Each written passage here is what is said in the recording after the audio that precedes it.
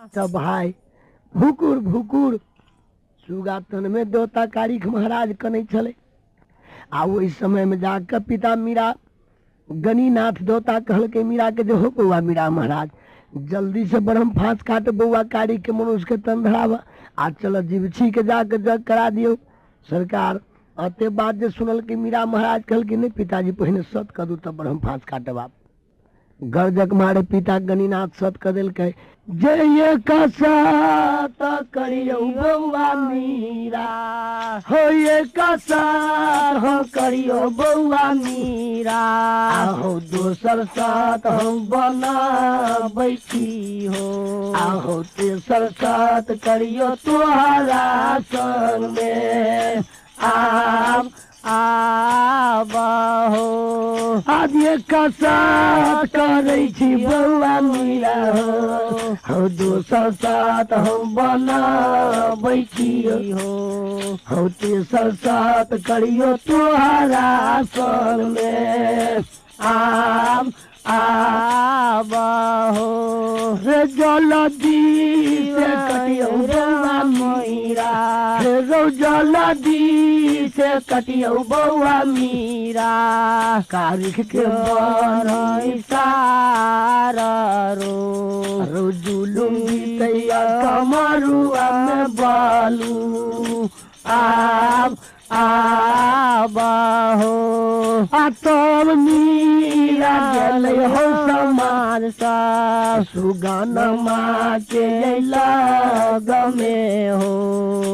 बढ़म Fahd बउआ कारिख के कोतैया आबहो बढ़म Fahd जे काट देलकै मीरा कारिख महाराज के हो मनुष्य तन गणिनाथ देलकै लाई हो आ मनुष्य तन लौटा के देलकै राई हो। भैयारी बउआ कारिख महाराज के सेहो जाकर मनुष्य बना देलकै। राज मैसौथा के श्री सलेश महाराज मोतीराम बुधेश्वर भैगना करिकना 7 से भक्ता 14 से गवैया जतेक बढ़ल है सबके मनुष्य बना लेलकै। आ सब भक्ता जे रहे से एक मत क लेलकै भाई। आ तब गणिनाथ पिता कहलकै जे चल आप सबको जीवछी के जग करा दियो। अब भागल जीवछी बड बेचारी खर्च कल आ जतेक डाइन जोगिन जे रहे सबके गुण खींच लेलकै। कोई सनका कोई बता बनल कोई पगली बन के बौआल छिछियाल घूमैया आ सब देवता जते ओझा भक्ता रहे से सब मिलकर गंगा घाट पर जाकर गंगा में स्नान कल के सब जतरा कल के जीवछी तुरा घर के चलल पहर ने बीतैया पोले घरी में यही झूम गेलै भक्ता सब पोले घरी में यही झूम गेलै भक्ता सब हो जीवछी घर के दुआरिया हो ठानल जीवछी के मैया आबहो जहिने कारिकवा खसी बाबू सब यो जीवछी बोलले धलैया आबहो यो तहिना बान्हल जीवछी दुआरा पर बालू आबहो जहिले यही पोता किस में जाता आजी बची के यही भेल चलै हो जाता छूट गेलै जी बची पोता के आबहो अल्लाह अल्लाह पूजा करे जीवछी के अल्लाह पूजा करे जीवछी के कमरुआ में आबहो आ सब भक्ता बैठले जीवछी घर हो दू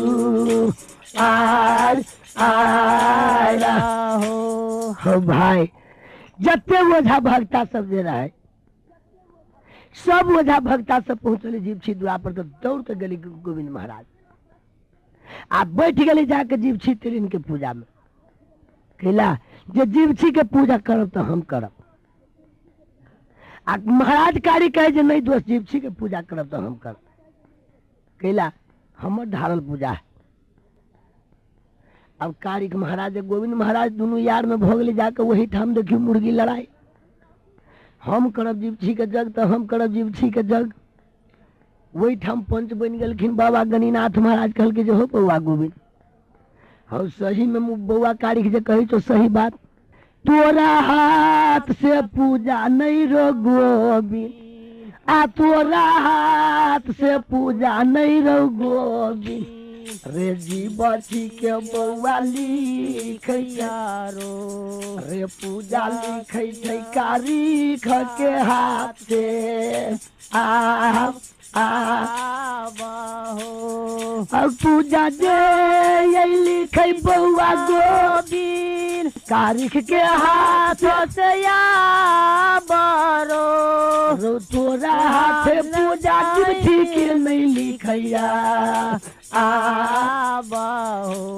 हो जीत भ गेलै कारिक के बलू हो जीवछी के जग में बउआ कारी हो जीवछी के जग में बउआ कारी आई आसन मार कर जे बैठ गेलै हो सुवरण कर लगलै बाबा दीनानाथ के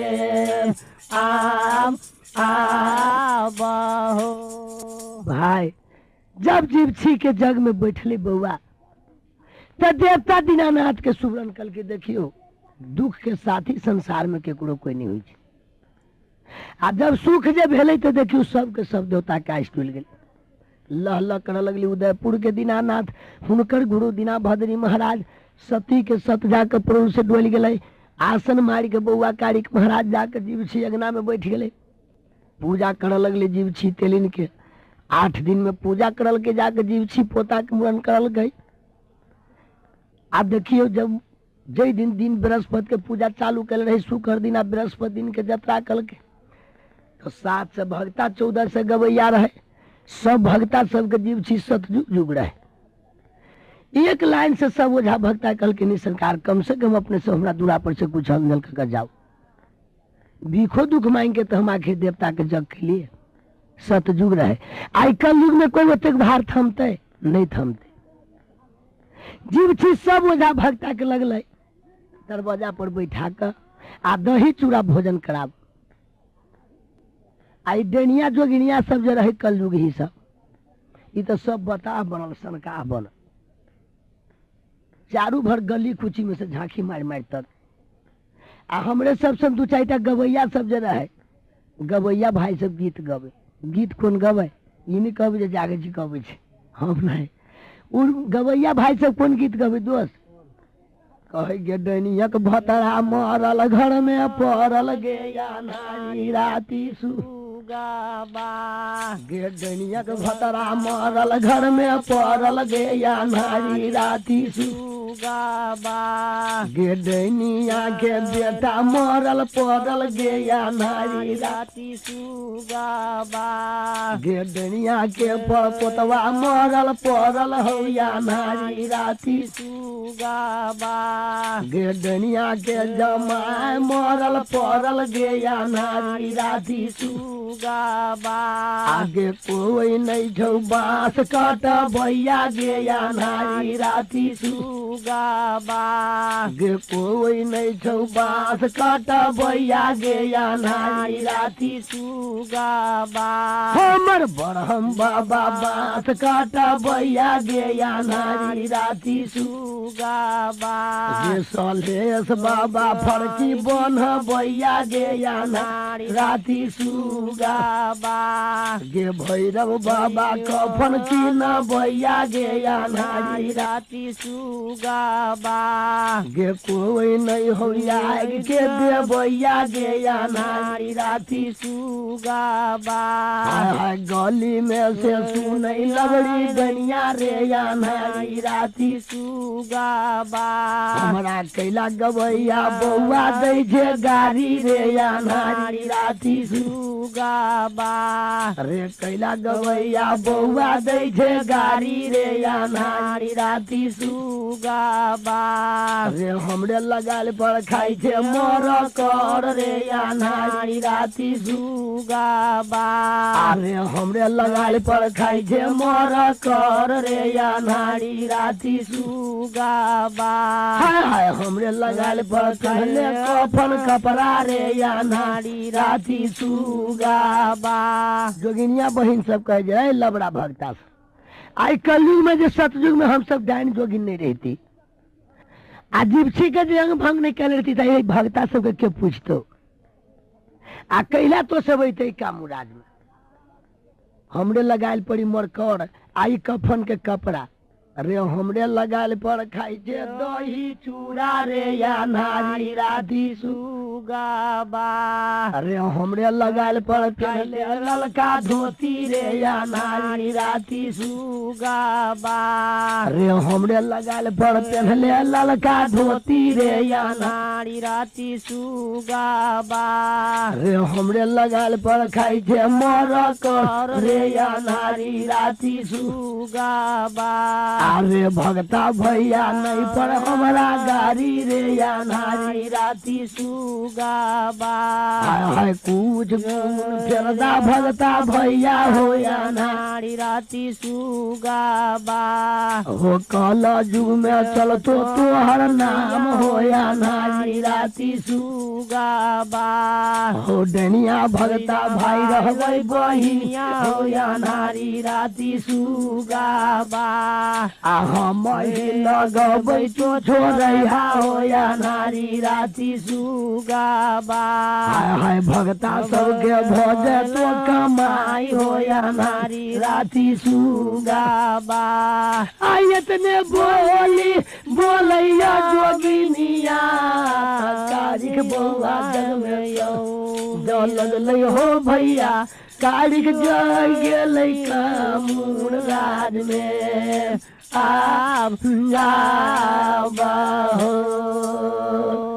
जोगिन बहिन सब कह लगला जो हो भक्ता भैया सब आज सतयुग में कुछ गुण जब फेरले चल जावा तो कल युग में तोरा सबके नाम रहत कैला हम सब डाइन जोगिन रहब तो हम सब केकरो लगेबे तब न तो सब छोड़ाबा तब भक्ता सबके कुछ कल युग में कमाई भजत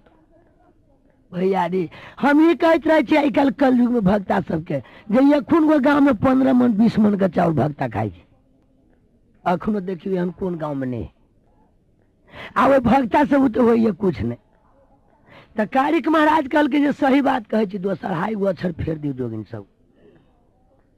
तो देवता गोविंद महाराज कहे यही करनी से बांध के चलो सीताराम सीताराम पढ़बे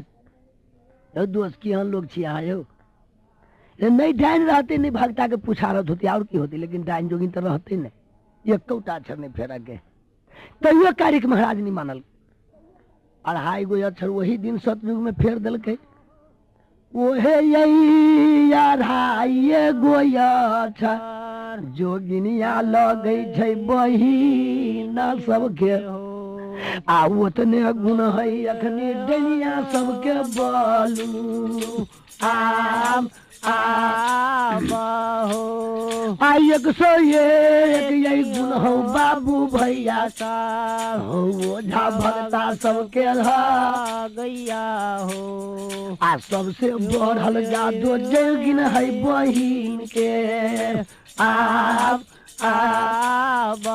हो सतयुग से कलयुग तक यौ बाबू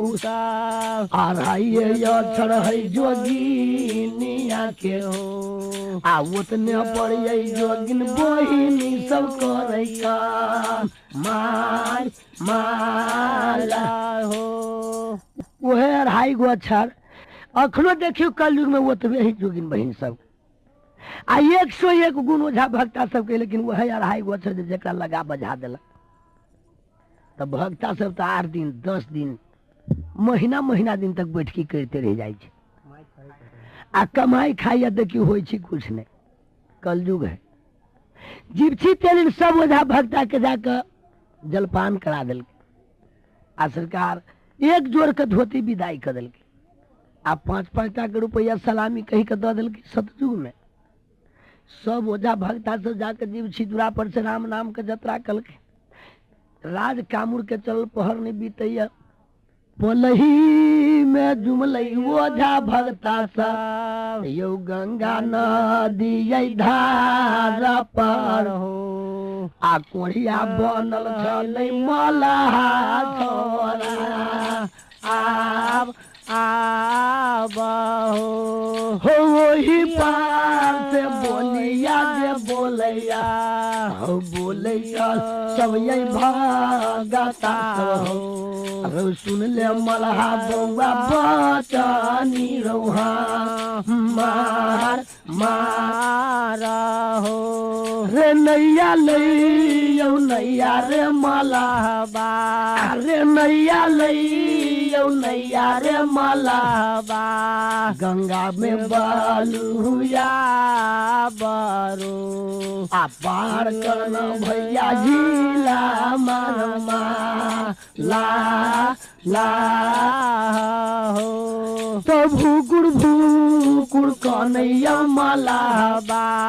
हो भूकुड़ कन्हैया मलहबा गंगा में बालुया बहो आ नौ से मन माछी बदन पर यही झूलै झा आम बहो नौ से मन माछी बदन पर झूले आ पीज पानी जब मल्हा के दुर्गैन गन्हाय मल्हा आँख से लोर झाड़े आ कल जोड़ के ओझा भक्ता सब कहे जो सरकार हमरा तो एक जोगी बाबा राज कामुर के जाय छलखिन जे हमरा वह जोगी बाबा है शराब दिल आ सबसे पीछा गोविंद महाराज अपने पछुआल किला जे हमरा तो मल्हा चीन ले ते द्वारे पछे छलखिन सब ओझा भक्ता के कल जोड़े जे सरकार हमर काया निर्मल बना दे आ जते ओझा भक्ता जे आयल छी सबके हम मंगनिए पार कर दे अब केकरो हिम्मत नहीं रही जो ओकरा कोढ़ी छोड़े भूकुड़ मल्हा कनी ताले पीछा से चल रही गोविंद महाराज मल्हा के जे देखिए तमाशा तो खल खल हंसै बाबू गोविंद खल खल हंसै बाबू गोविंद यौ काम यौ गंगा नदी के धारा पर हो आहो खल खल हंसै चलै गंगा धार पर आब आबहो भूकुड़ कन्हैया मलहबा भूकुड़ कन्हैया हो वही पर होतैया गोविंद बागा बाना हो खल खल हंसै छल गोविंद हो भागा बान बाना हो आ कहियौ कुशलिया रे मलहबा अरे कहियौ कुशलिया रे मलहबा रे गंगा नदी धार केरो रे नैया लगा उतार दे नहीं गंगा पार पार हो आ कौल जोर का बोलैया मलहबा गोविंद भागा बान से हो आ चीन ले लियो हमर जोगी हो बाबा आबहो हो भेलै गलती बाबा माफी हमर करिया आबहो हो गलती के क्षमा हमर बाबा हो गलती के क्षमा हमर बाबा गंगा पर कह दियौ या हो माफ कदा हमरा गंगा पर बोलू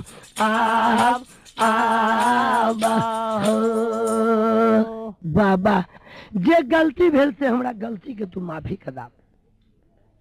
हमर काया निर्मल बना दा हम सब ओझा भक्ता के मंगनिए पार कर दे गोविंद महाराज सन देवता भाई ओहन देवता नहीं कोई दुनिया में सतवर्ता बेटा रहे जन्म ले कल की रे मल्हा कल की बाबा कल की एक बात का घमंड टूटलो तो कल के बाबा हमने जनल जे तू अतेकटा के भागशाली देवता था, हम तै तोरा से सुपत खेवा मंगली। अब हम आज तारीख से हम कर्म नहीं करबे जे कोई राही बटोही कोई साधु संत हम खेवा मांग। कल के तो घसे कया गंगा धार में आ 3 डूब गंगा में जाके मार ले। 5 चिरुआ जल गंगा के गढ़ाज कले जो निर्मल गात भजत। हमर मुंह से बचन छूट गल छलू मल्हा तोरा कोई नहीं कोढ़ी छोड़ी तो। फिर मल्हा कनित खिजितली गंगा धार में साखी राख दिल की गंगा के 5 चिरुआ जल गंगा के गढ़ाज कल के 1 2 3 डूब जाके मल्हा मारल के। निर्मल जे गात हमरा भ गेलै आ मल्हा बौआ खेबट बागे आ निर्मल यही गात भ गेलै आ ढीला माई खेबट बाके बाबू साहब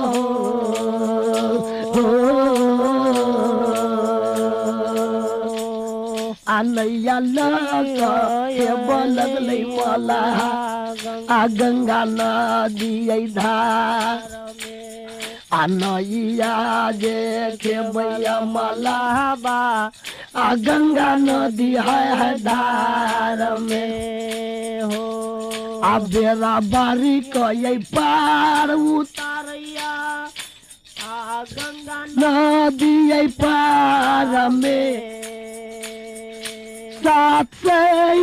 भगता बालू आ 14 से गवैया गे प्रेमी हो।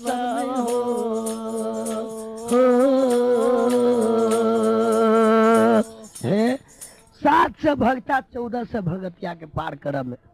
बड़ समय मल्हा के लगे। आ जहिना जे गवैया भगता सब पार में जे अबै तो भाई 1 पल्ला के धोती सब मल्हा के दिले जाए इनाम। मल्हा के तो धोती के टाल लग गई गंगा धार पर। आ ताले ओझा भक्ता सब फिर नदी पार भगली सब अपना अपना घर द्वार के रास्ता पकड़ ले। ताले फिर मल्हिनिया बहिन अली कलौला के मल्हा के खीवला। मल्हिनिया जे देखल कि धोती के टाल तो मल्हिनिया कहिए गदैया गाय हमरो ला बुझाइए साड़ी ताड़ी मल्हा धैले है। दौड़ल दौड़ल अले आ कलौ राख दिल के गंगा धार पर। आ मल्हिनिया बहिन गेली धोती के टाल उठ लगले। जहिना जे रही महाटा के टाल मल्हा लगल पीरे पीरे धोती के सरकारी 1 पल्ला के धोती उकट के दोसर टाल लगा दिल के। मल्हा लागी धोती के तरह लागल टाल सही में। मल्हिनिया लागी कौटा नहीं सारी हो या नारी राती सु। मल्हिनिया लागी कौटा नहीं सारी है या नारी राती सु। मल्हिनिया बहिनी बड़ जोड़ पिए बीरी हो या नारी राती सु। आ खूंट में से खोल लेल कैसा लाई हो या नारी राती सु। खूंट में से खोल लेल कैसा लाई हो या नारी राती सु। धोती में बाढ़ दिल आग हो या नारी राती सु। आ सब धोती दिल जराई हो या नारी राती सु। मल्हा अपना लागी धोती के लगलौ टाल रे या नारी राती सु। अरे हमरा लागी कौटा नहीं सारी रे या नारी राती सुगा। अरे हमरा लागी कौगो नहीं सारी रे या नारी राती सुगा। आ धोतियो जरा दिल जाई मल्हा के हो। धोतियो जरा दिल मल्हा लड़ाई तो जतेक धोती रही ओझा भक्ता सब दिल से मल्हिनिया जरा दिल। सरकार मल्हिनिया बहिन तो ओहिठाम से रुइस के चल गई अपन अपन घर द्वार। मल्हा लगली नाव चलाब गंगा धार पर। वही दिन से सतयुग से लग कल युग तक देखियो सब दिन मल्हा भाई के रह गई मल्हे धोती के आस। आ मल्हिनिया बहिन चल गई अपन घर द्वार। आ सब भक्ता ओझा जगतिक छले से सब अपन अपन घर द्वार के यात्रा कर दिल। अपन अपन घर द्वार के भक्ता गवैया सब यात्रा करे चल जाइए। आ बउआ जब कारिख जाए मीरा संग में सेहो जखन जाइया बौआ ये कारिक पर रोल के जतरा करैया गंगा के चलल ये पहरियो नहीं बीतैया हो कारिकिया ला दिलबा जोता झूम गे हो कारिकिया ला दिलबा जोता झूम गे ये पीती बन हो परौलिया में हो झूम गेलै ये परौली में बालू आब हो पी पड़ल में हो सुन भैया भाई हो बौआ झूम गेलैया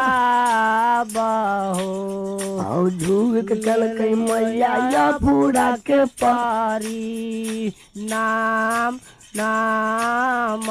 हो झूक का जे कलकैया ला बेला बा मैया के पारी नाम हो आ मिल ललकैया का मैया से बालू नाम आबहे आये तने समय में मैया बोलैया अपूर्वा सुकुमार हो आ कहियो बौआ हो कमरुआ नगर के हाल हाल हो आये तने यही बतनिया लड़का सुजैया कारी खमारा हो आ लड़का सजैया मधुरिया में आनू राग हो गे जय भगल मैया का मुर्गे देसा है राज राजा है गे दुनिया में नाम गे मतारी गे दुनिया में नाम गे मतारी गे अमर हमर रहलाओगे गे अमर नाम रहते दुनिया में बालू आब है कोई समय में बोलिया मीरा आ कारिक बाबू के कह लगलै हो आ सुनियो दोष यो धर्म हमरा दिल के बात बात हो आया पले बगल में हमर दोस्तबा आ हमरा पूजा जय दियो यो आ पूजा दू हमरा पी परोल में नाम हो बौआ मीरा महाराज सन देवता जो हो छलखिन ओहने देवता कहलकै जे दोस्त बड़ कठिन चाह के बान हम खोल के लेली राज कामों से आय हमरा मन में ललता जे मन से सत कर दे तो अपना पजरा में हमरा पूजा दे बौआ मीरा महाराज सन देवता जो हो छलखिन ओहने देवता कहलकै जे दोस्त बड़ कठिन चाह के बान हम खोल के लेली राज कामों से आय हमरा मन में ललता जे मन से सत कर दे तो अपना पजरा में हमरा पूजा दे महाराज कारी कहल कि देखू दोस्त पूजा तो देव हम लेकिन अहाँ छी जाति के मुसलमान हम छी हिंदू हिंदू घर में जब हम अहाँ के पूजा देव तो अहाँ कहबे कि जे हमरा चाहिए हलाली तो हलाली बलि अहाँ के नहीं मिला कैला देवता रूपी अहाँ के हम पूजा दे रहा छी एकटा दोस्ती के न्योता से लेकिन हलाली नहीं मिलत मिलत अहाँ के छोपुआ बलि मिलत नाम हमर रहते लेकिन खसी अहीं के चढ़त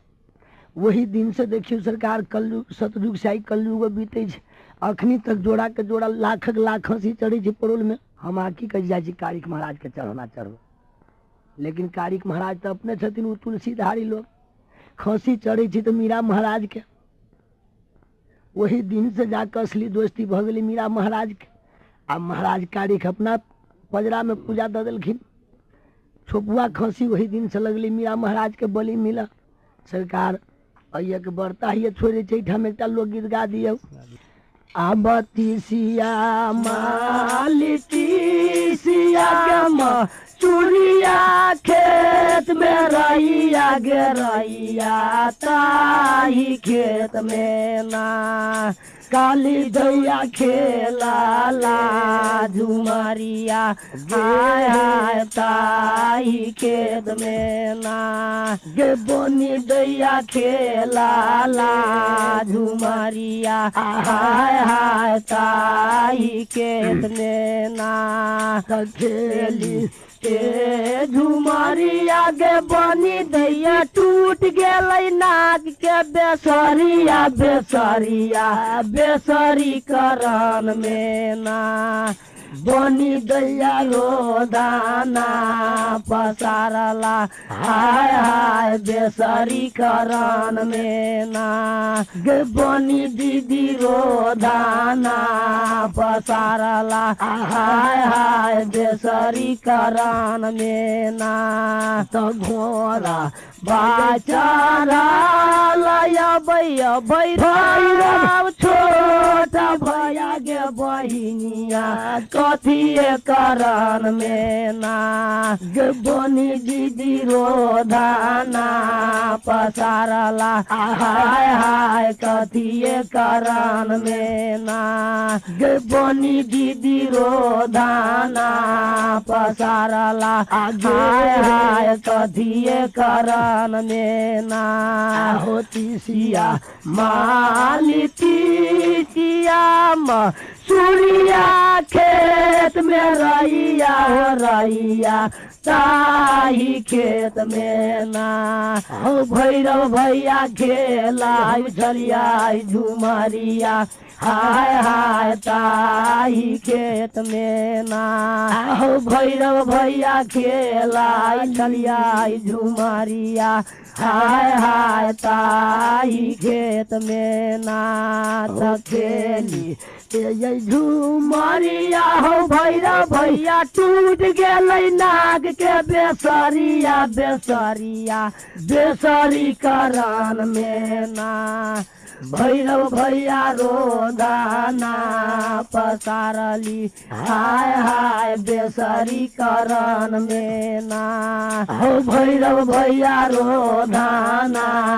पसारली हाय हाय बेसरी करन में ना आगे मती कानू माती कियो बोली हमार बहिनिया गे हम गरा गयान देवना गे बनी दीदी नाका गे बेसरिया गे हम गरा गयान देवना गे बनी दीदी नाका गे बेसरिया हाय हाय गरा गयान देवना आगे सोना फूल हम बाजार से गे बहिनी सोना